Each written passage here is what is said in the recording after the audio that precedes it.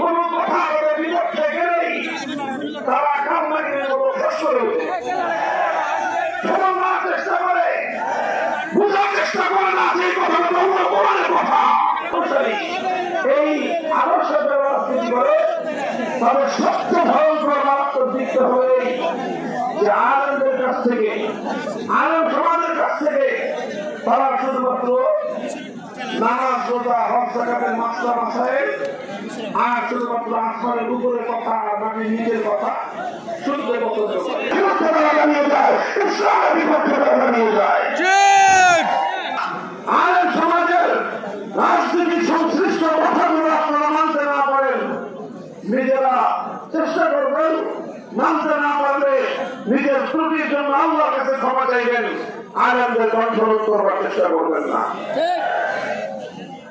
এই কথাটা খুব জরুরি।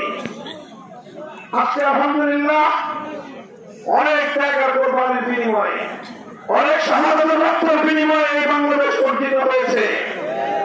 এই জন্য সকলের জন্যই এই বাংলাদেশটা একটা সংশোধন হওয়া অপূর্ব সুযোগ।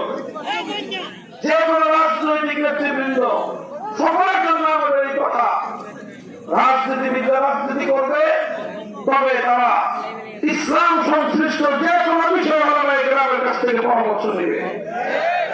ওয়াজ মাহফিলগুলো এগুলো একটা দ্বীনি শিক্ষার একটা আয়োজন। মাদ্রাসাগুলোতে আমরা সীমিত ছাত্রদেরকে পড়াই, ওয়াজ মাহফিলগুলোতে ব্যাপকভাবে জনগণকে শিক্ষা দেওয়ার জন্য ওয়াজ মাহফিলের আয়োজন করা হয়। এই ওয়াজ মাহফিলগুলোতে বিভিন্ন উপলক্ষে রাজনৈতিক নেতৃবৃন্দকে অনেক সময় আমন্ত্রণ জানানো হয়। ভালো কথা, আমন্ত্রণ জানালে আসবেন, আমন্ত্রণ জানায় মেহমান হিসেবে আসবেন। আসার পরে ওলামায়ে কেরাম রাজনৈতিক নেতৃবৃন্দকে যতটুকু সুযোগ দেয় সেই সুযোগটাকে নিজের জন্য সৌভাগ্য মনে করবেন।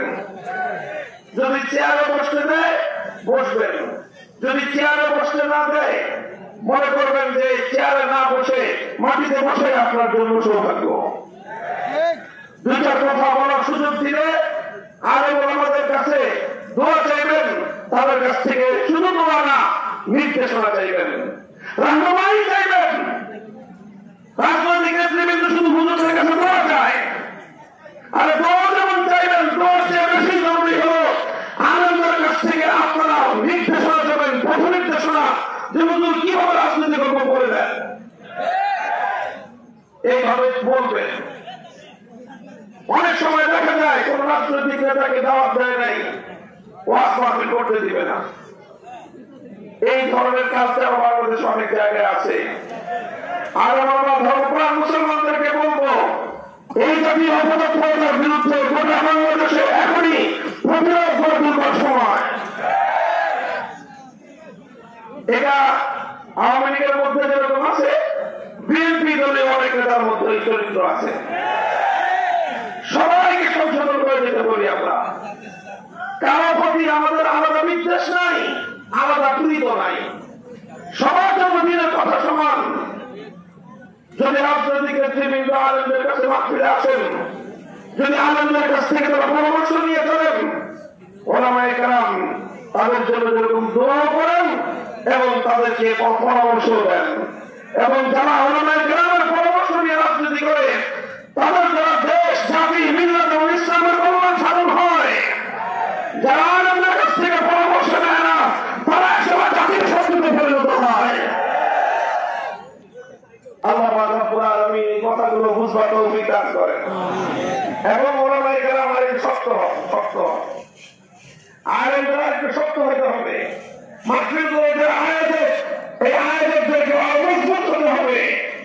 যে দ্বীনি আয়োজন, এই দ্বীনি আয়োজনে যারা দ্বীনের ব্যাপারে শিক্ষকতা করবার মতো সেই যোগ্যতা যাদের আছে তাদের কথাই ওয়াজ মাহফিলগুলোতে প্রাধান্য পাবে।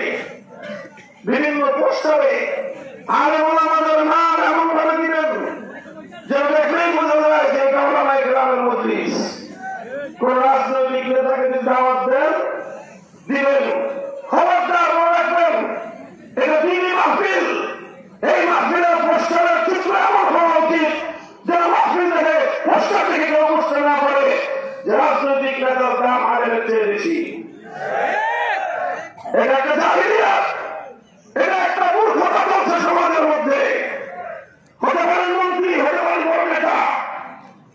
আসবেন আমন্ত্রিত হিসাবে, কিন্তু যেহেতু এটা মাহফিল, ক্ষমতাবাদী হন না কেন, মসজিদে যখন নামাজ পড়বেন আপনাকে ইফতারে 2000 ইমামের পিছনে দাঁড়াইতে হবে।